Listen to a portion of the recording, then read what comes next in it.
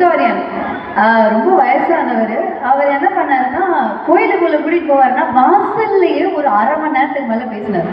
அப்போ அங்க ஒரு சின்னதா ஒரு கல் இருந்தது. அந்த கல்லை வந்து காமிச்சிட்டு, இந்த கல் என்ன தெரியுமா அப்படின்னு கேட்டாரு. அது என்ன வரிசையா எல்லா கல்லும் இருக்கிற மாதிரி பெரிய பெரிய கல்லா இருக்கு பெரிய கோயில்ல, இது ஒரு சின்ன கல்லா இருந்தது. ஒரு பெரிய வித்தியாசம்லாம் இல்லை.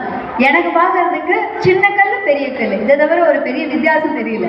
அப்ப அவர் சொன்னாரு, வீடு கட்டும் போது பார்த்துருக்கீங்களா என்னைக்காவது அப்படின்னு. வீடு கட்டும் போது செங்கல் வைப்பாங்க, எல்லாம் ஒரே சைஸ்ல தானே இருக்கும், அப்படிதான் நான் பார்த்துருக்கேன் அப்படின்னு.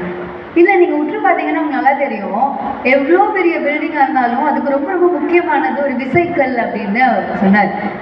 ஸோ இவ்வளோ பெரிய தஞ்சை பெரிய கோயில்ல இந்த ஒரு முன்னாடி இருக்கிற அந்த ஒரு ஆர்ச், அது வந்து நிற்கிறதுக்கு ஒரு முக்கியமான காரணமா இந்த விசைக்கல்லை நாங்கள் சொல்லுவோம் அப்படின்னா.